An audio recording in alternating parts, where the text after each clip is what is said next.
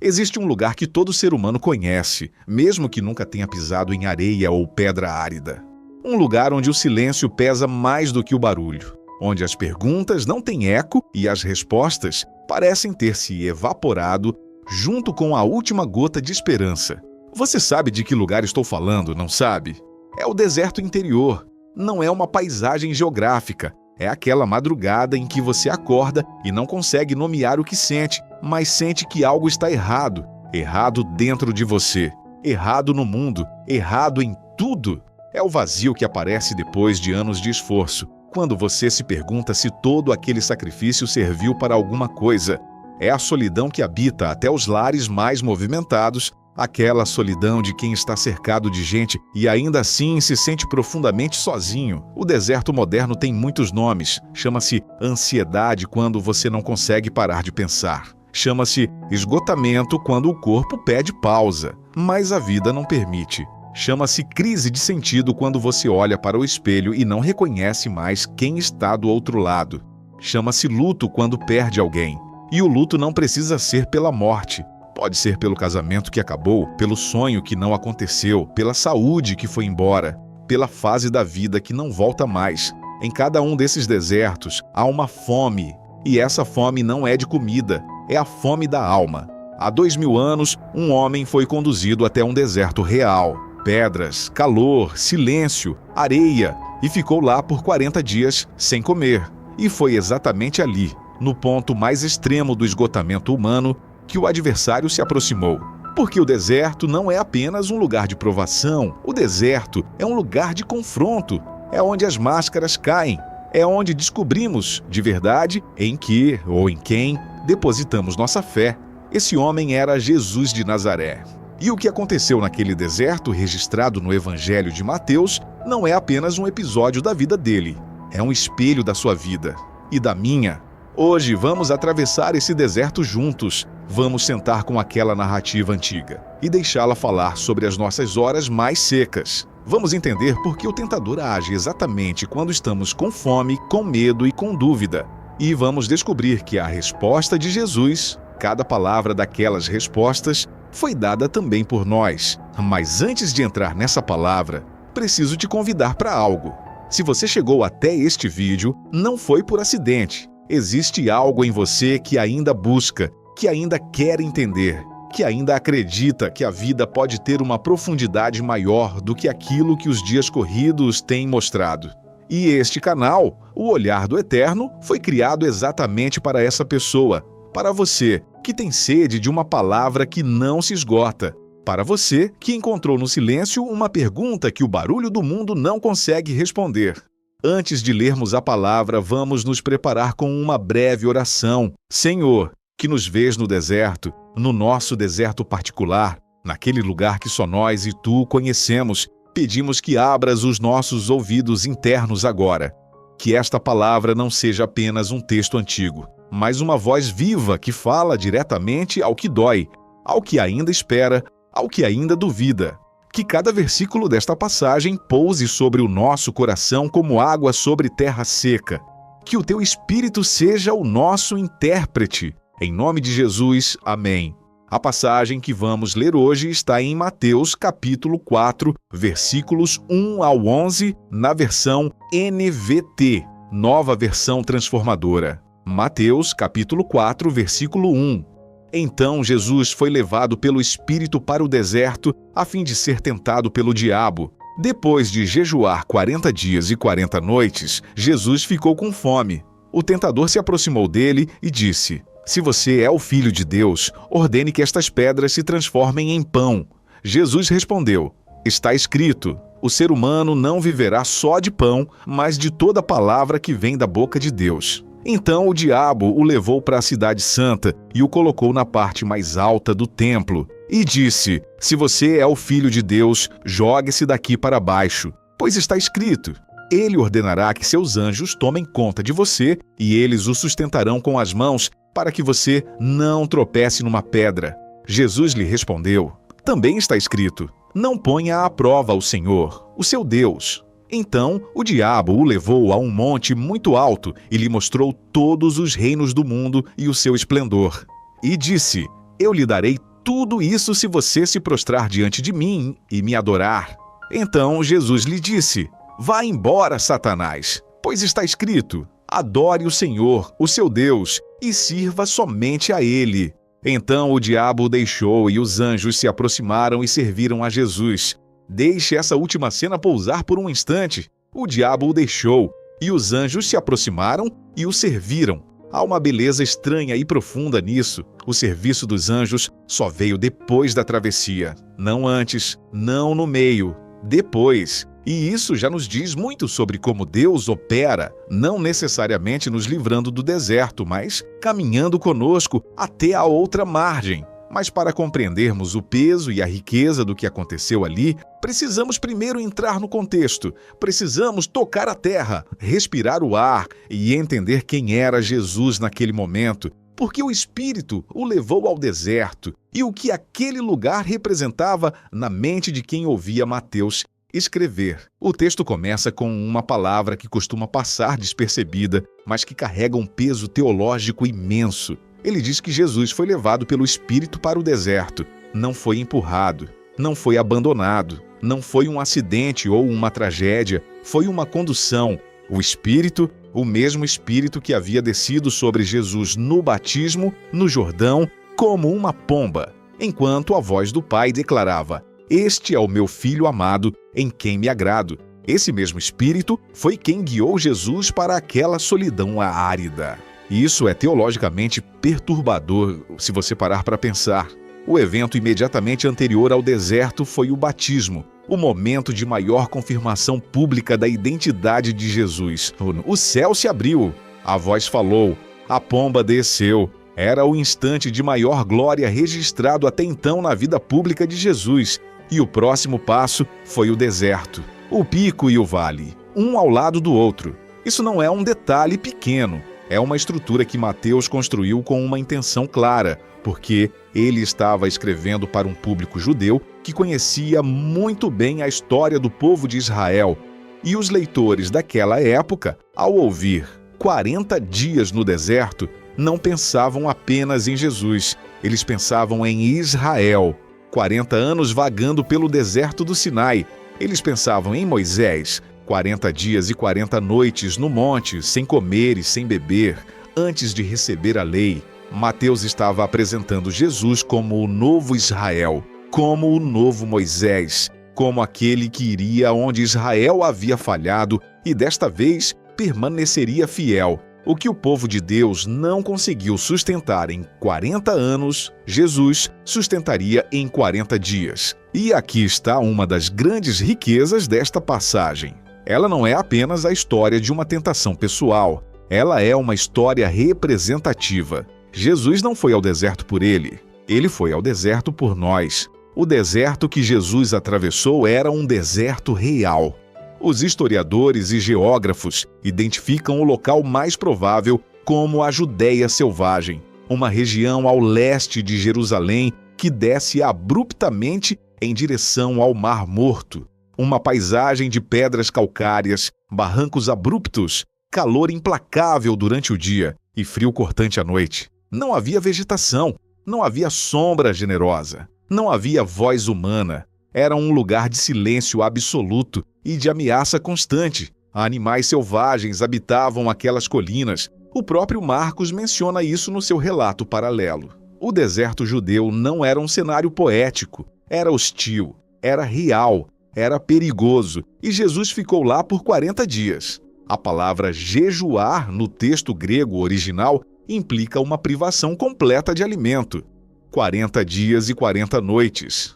Após esse período, o versículo 2 registra com uma sobriedade quase clínica: Jesus ficou com fome. É quase irônico na sua contenção. 40 dias sem comer. E o texto apenas diz que ele ficou com fome. Essa fome era real, física, visceral. O corpo de Jesus, porque ele era verdadeiramente humano, não apenas aparentemente humano, estava nos seus limites fisiológicos. A glicose estava baixa. Os músculos estavam consumindo proteína. O estômago havia há muito tempo desistido de roncar e entrado num estado de silêncio que é, paradoxalmente, mais aterrador do que a dor. Qualquer médico ou nutricionista diria que, nesse ponto, o organismo humano está numa situação de extrema vulnerabilidade. E foi exatamente nesse momento que o tentador chegou. Não por acaso. A estratégia do adversário, que já é visível desde o Jardim do Éden, sempre foi a mesma. Ele não ataca no ponto de maior força. Ele não confronta no momento de maior clareza e descanso. Ele espera, ele observa e ele se aproxima quando a fome, qualquer tipo de fome, está no seu pico. A palavra grega usada para tentador aqui é ropeirazon, literalmente aquele que testa, aquele que sonda. Não é apenas quem propõe o mal, é quem investiga, quem examina, quem procura a fissura exata por onde a desobediência pode entrar. Como um inspetor que percorre a estrutura de um edifício batendo nas paredes, procurando onde o som é oco, onde a resistência é menor.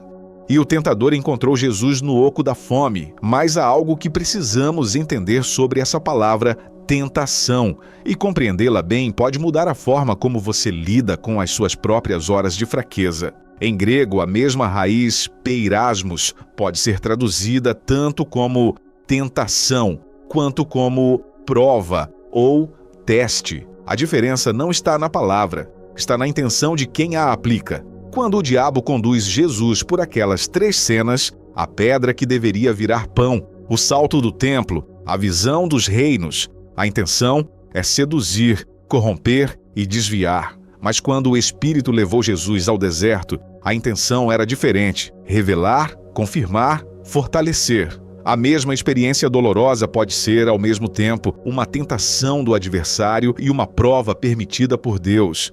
E o que determina o resultado não é a intensidade do sofrimento, mas aquilo que o sofrimento revela dentro de nós. Israel, no deserto do Sinai, foi testado com a mesma lógica. A fome, a sede, a ausência de certeza. Tudo isso deveria ter revelado uma confiança profunda no Deus que havia acabado de abrir o Mar Vermelho. Em vez disso, revelou murmuração, idolatria e desconfiança. O povo falhou no teste porque confundiu a ausência de conforto com a ausência de Deus. Jesus estava agora naquele mesmo deserto simbólico, com a mesma fome, mas com uma resposta diferente e preparada, não no momento, mas na intimidade de uma vida inteira de comunhão com o Pai. E isso nos traz à primeira tentação e ao primeiro ensinamento que o deserto tem para nos oferecer.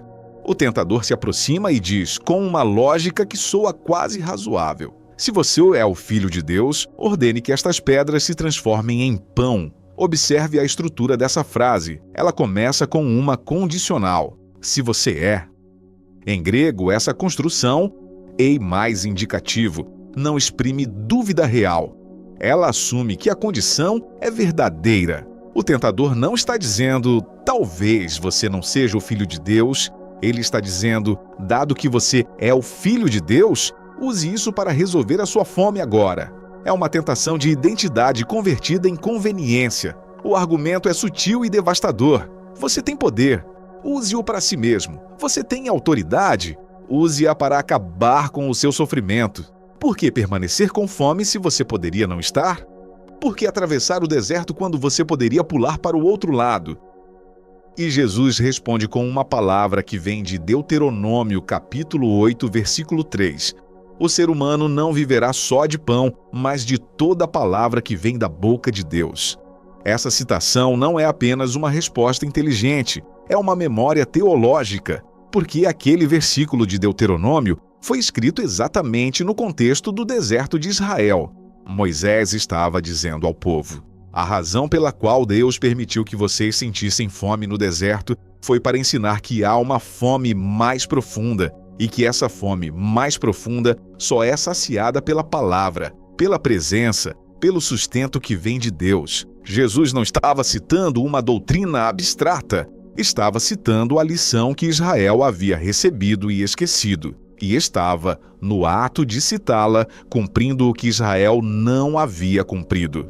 A resposta de Jesus ao tentador não foi um argumento filosófico, foi uma lembrança de que a identidade não precisa se provar por meio de milagres convenientes. Uma lembrança de que o Filho de Deus permanece Filho de Deus mesmo quando está com fome, que a fome não é evidência de abandono, que o deserto não é evidência de desamor.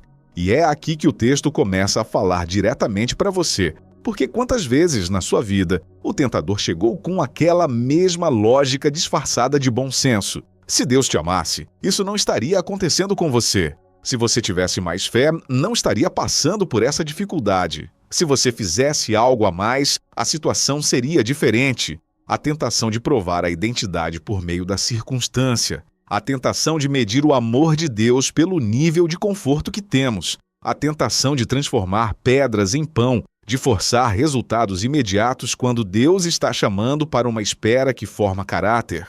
Jesus resistiu a essa tentação não com força de vontade. Resistiu com a palavra, com uma memória viva do que Deus havia dito, com uma âncora mais profunda do que a fome do momento.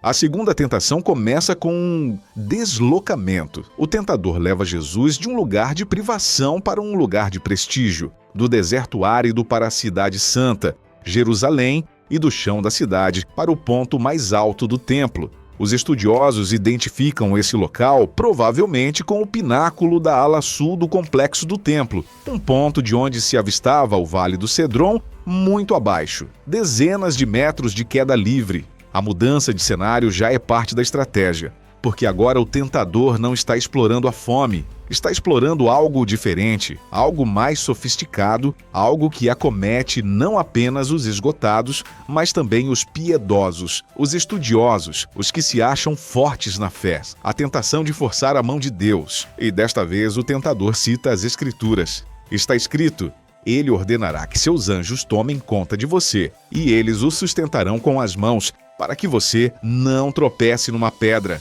A citação vem do Salmo 91, versículos 11 e 12, um dos salmos de maior conforto e proteção na tradição hebraica. Um salmo que geração após geração recitou em momentos de perigo.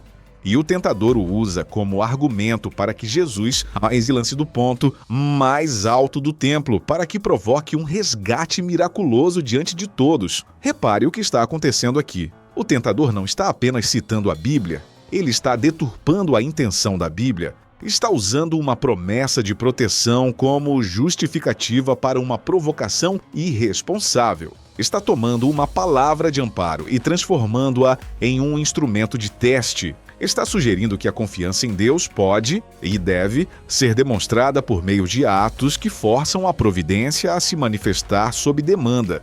É uma tentação que você provavelmente já sentiu. Não com as mesmas palavras, mas com o mesmo sabor. Se eu der mais esse passo sem segurança nenhuma, Deus vai prover. Mas o passo não era fé, era imprudência vestida de fé. Se eu fizer essa escolha sem orar, sem buscar conselho, sem discernimento, Deus vai cobrir. Mas não era confiança, era presunção. Deus tem que responder agora do jeito que eu espero, porque eu li na Bíblia que Ele cuida de mim, mas não é relacionamento, é exigência. A segunda tentação é a tentação do espetáculo espiritual. É a tentação de transformar a providência de Deus em performance, de exigir sinais como prova de amor, de usar a fé como alavanca para manipular o divino. E Jesus responde novamente com Deuteronômio, capítulo 6, versículo 16. Não ponha à prova o Senhor, o seu Deus. Aquela frase de Moisés tinha um contexto específico. Ela foi dita logo após o episódio de Massá, o lugar no deserto onde o povo de Israel, com sede, desafiou Deus dizendo: "O Senhor está entre nós ou não?" Era uma demanda por prova, um ultimato dirigido ao céu. E Moisés respondeu: "Isso não se faz. Você não testa Deus como se ele precisasse provar sua presença cada vez que a sua fé oscila." Jesus, citando essa memória, estava dizendo algo profundo. Confiar em Deus não é o mesmo que testar Deus. Fé não é o ato de se jogar de um pináculo para ver se os anjos aparecem. Fé é permanecer no chão, no deserto, com fome, sem milagre visível. E ainda assim não duvidar que Deus está ali. Essa distinção entre fé genuína e presunção espiritual é uma das mais importantes que qualquer crente precisa aprender. E ela é especialmente relevante numa época em que a fé é frequentemente vendida como uma fórmula de resultados garantidos. Numa época em que o sofrimento é interpretado como falha espiritual e a ausência de milagre como ausência de Deus.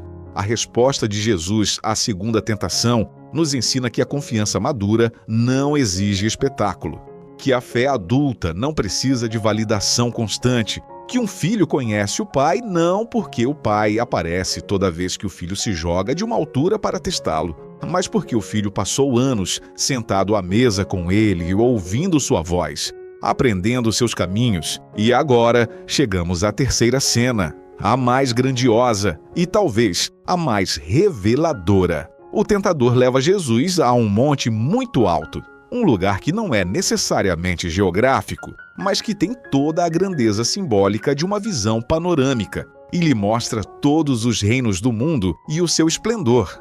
E então faz a oferta mais ousada de todas. Eu lhe darei tudo isso se você se prostrar diante de mim e me adorar. Pela primeira vez nas 3 tentações, não há mais condicional. Não há mais se você é o Filho de Deus. Agora o tentador abandona a sutileza e vai direto ao ponto. A proposta é nua, sem véu. Adore-me, e eu lhe dou o mundo. Para compreender o peso dessa oferta, precisamos lembrar quem era Jesus naquele momento dentro do plano redentor. Ele havia sido ungido, havia sido confirmado, mas a cruz ainda estava à frente. O caminho para a glória passaria pela humilhação, pela traição, pela tortura e pela morte. O tentador estava oferecendo o destino sem a jornada, o trono sem a cruz, a coroa sem o sofrimento. Era o atalho definitivo. E aqui está o que essa tentação tem a dizer sobre o nosso tempo. Vivemos numa cultura que comercializa atalhos, que promete resultados sem processo, que oferece reconhecimento sem formação de caráter.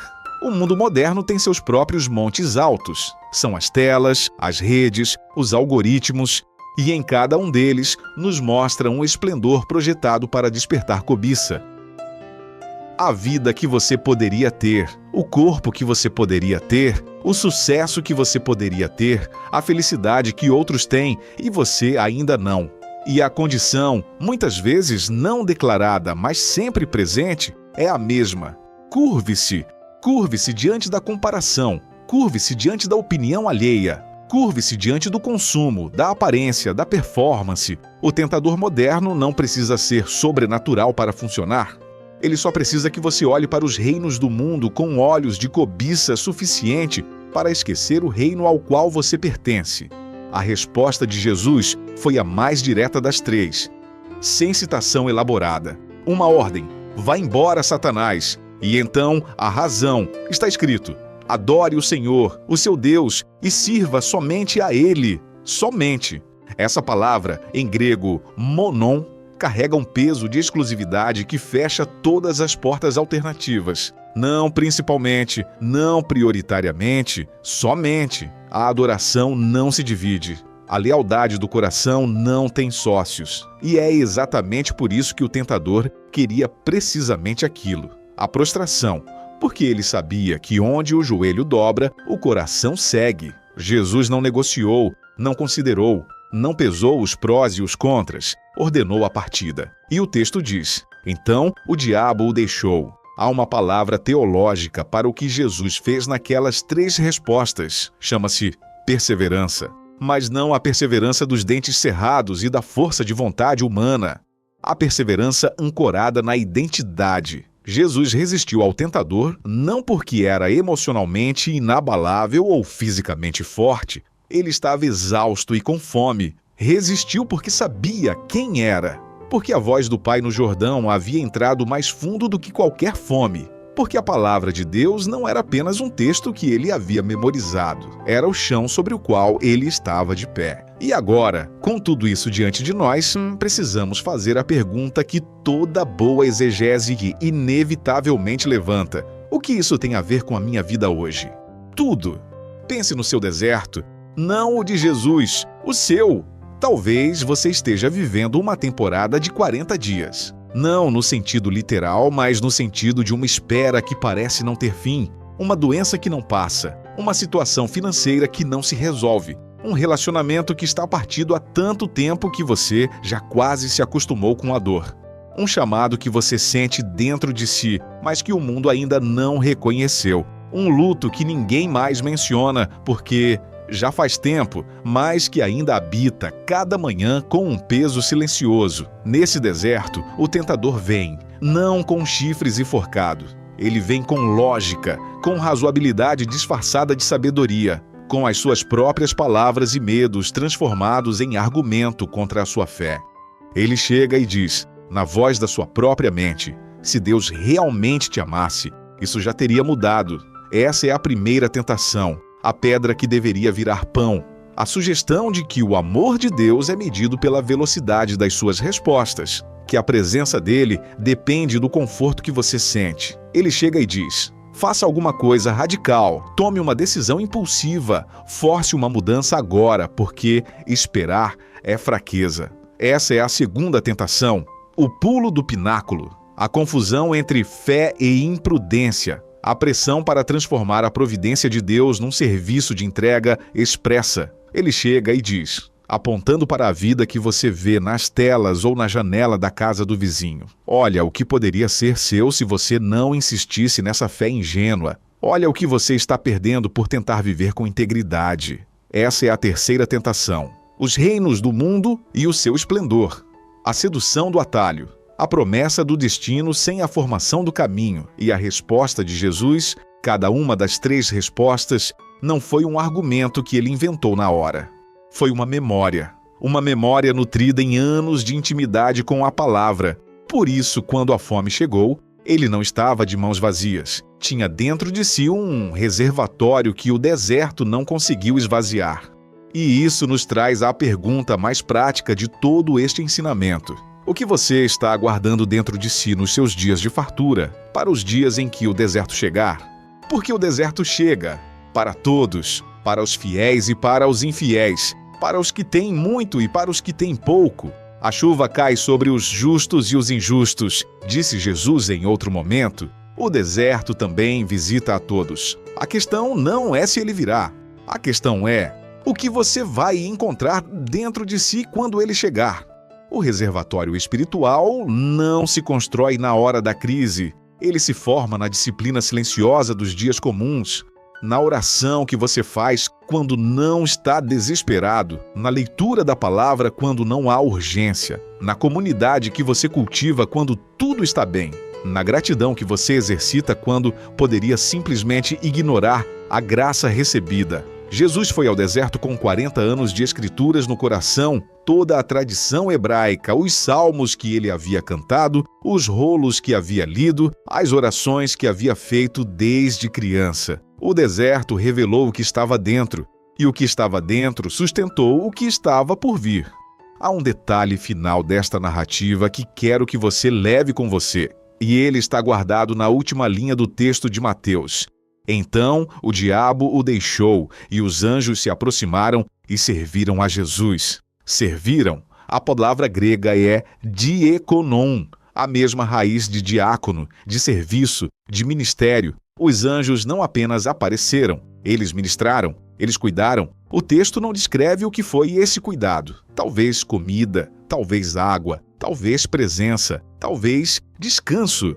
Mas o que o texto deixa claro é que o ministério dos anjos só se tornou possível depois que Jesus atravessou. Deus não estava ausente durante os 40 dias. O Espírito havia levado Jesus até ali, e o Espírito não abandona aquilo que conduz. Mas havia algo que só poderia acontecer no outro lado da travessia. Havia um serviço que o céu estava preparando, não para quem evitou o deserto, mas para quem o atravessou. E isso é para você. Se você está no meio do seu deserto agora, e as pedras ao redor parecem não ter nenhuma intenção de virarem pão, e o silêncio parece mais ensurdecedor do que qualquer barulho, saiba que o que o céu tem preparado para você não é uma libertação antes da travessia, é um serviço no outro lado dela. Há anjos designados para o momento em que você chegar ao fim, e você chegará. Não porque você é forte o suficiente, mas porque aquele que te conduziu até ali não tem o hábito de abandonar o que começou. Antes de encerrarmos este momento juntos, eu quero te fazer um convite. O que você acabou de ouvir não é apenas uma reflexão teológica, é uma conversa sobre a vida real, sobre os desertos reais que cada um de nós atravessa em silêncio, muitas vezes sem que ninguém ao redor perceba. E eu acredito que você tem algo a dizer sobre isso. Nos comentários abaixo, quero te convidar a compartilhar. Qual é o deserto que você está atravessando agora? Ou que você já atravessou e do qual saiu transformado? Qual foi o momento em que o tentador chegou com aquela lógica de "se Deus te amasse"? E o que sustentou você para não ceder? Você não precisa dar detalhes que não quer compartilhar. Uma palavra, uma frase, um testemunho breve, porque o que você escreve aqui pode ser exatamente a âncora que outra pessoa que está passando pelo mesmo precisa encontrar hoje. Este canal é um espaço de comunidade real. As pessoas que assistem esses vídeos não estão aqui por acidente. Estão aqui porque algo dentro delas ainda busca, ainda crê, ainda espera. E a sua voz importa neste espaço. Escreva nos comentários. Eu leio. E Deus vê. Vamos encerrar com uma oração. Pai, que conduziste Jesus ao deserto e não o abandonaste nele. Olha agora para cada pessoa que chegou até o final deste vídeo. Tu sabes o nome do deserto de cada um. Tu sabes a duração da espera. Tu sabes o peso do silêncio que eles carregam. E tu sabes, melhor do que qualquer palavra pode descrever, o que a fome da alma sente quando a noite é longa. Nós não pedimos para que o deserto desapareça, se for necessário que estejamos nele por mais algum tempo, mas pedimos que a tua presença seja mais real do que a ausência do conforto, que a tua voz seja mais alta do que a voz do tentador, que a tua palavra, guardada dentro de nós, semeada neste momento, recebida com um coração aberto, seja o pão que sustenta quando não há mais nenhum outro recurso visível. Que cada pessoa que sai daqui saia com algo novo dentro de si. Não uma resposta pronta para todas as perguntas, mas uma âncora, uma memória, uma certeza que não depende das circunstâncias para permanecer de pé. E que, quando o outro lado do deserto chegar, e ele virá, possamos reconhecer com gratidão e com lágrimas que tu estiveste aqui o tempo todo. Em nome de Jesus, que foi ao deserto por nós e voltou vitorioso por nós. Amém. Até o próximo encontro. O Eterno continua olhando para você.